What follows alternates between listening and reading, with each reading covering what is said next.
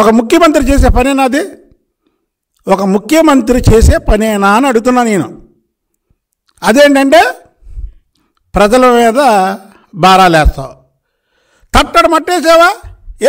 ఇగో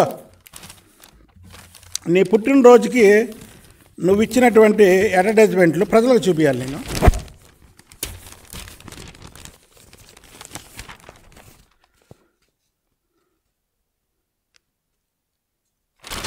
ఈ డబ్బులతో తట్టడం మట్టి ఎక్కడ వేయచ్చు కదా నువ్వు. నీ పుట్టినరోజు సందర్భంగా ఇగోండి, నా పుట్టినరోజు సందర్భంగా నా సాక్షి పేపర్కి ఇవ్వట్లేదు, ఈ 100 కోట్ల రూపాయలు నేను పలానా చోట, పోని నీ పులివెందుల్లోనే ఎక్కడో కాదు, పోని రాష్ట్రం అంతా నువ్వు తట్టడం మట్టి ఇవ్వు. ఇగోండి, ఇవాళ నా పుట్టినరోజు సందర్భంగా ప్రభుత్వం తరపు నుంచి ఈ గతుకుల రోడ్లో ఓ తట్టడి మట్టి వేస్తున్నాను అని చెప్తున్నావా? వేయగలవా? లేదు.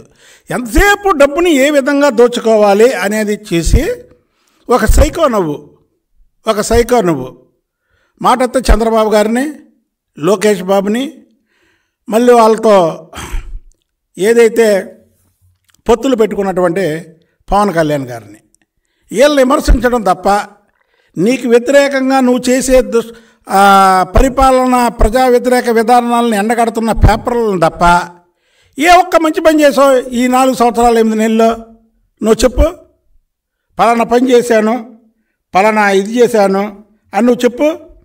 సాక్షి పేపర్లో ఉన్నటువంటి సాక్షి కిరాయి వెబ్సైట్ ఛానల్కి కూడా నెలకు కోట్లు దోచిపెడుతున్నాడు.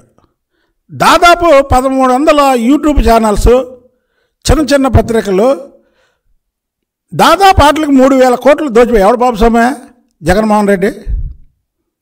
ఎవడు బాబు సొమ్ము? మా సొమ్ము, ప్రజల్లో మేము ఒకళ్ళం. ఎవడు బాబు సొమ్ము? రేపు నువ్వు మళ్ళీ ప్రజలను మోసం చేయడానికి ఎవడు సొమ్ము దోచిపెడతావు నువ్వు? సత్తా చంద్రబాబు నాయుడు గారు 96లో ముఖ్యమంత్రి అయ్యాడు, 99లో మళ్ళీ తిరిగి ముఖ్యమంత్రిని చేశారు. అలాగావు నీకు దమ్ముంటే ప్రజల సొమ్ముతో ప్రజల్ని పక్కదారి పట్టించడానికి, పబ్లిసిటీ కోసం, ముఖ్యంగా నీ సాక్షి ఛానల్ను, నీ సాక్షి టీవీ ఆ పేపర్ బతకడం కోసం ఎవడు బాబు సొమ్ము దారి మళ్ళిస్తావని నేను అడుగుతున్నాం.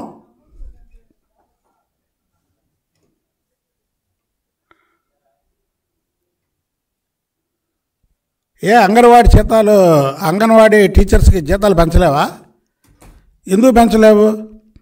సాక్షాత్తు నీ కడప జిల్లాలో ఉన్నటువంటి నీ నియోజకవర్గం అయినట్టు పులివెందుల్లోనే వాళ్ళు ధర్నా చేస్తున్నారు. అది నీకు తెలియట్లేదా?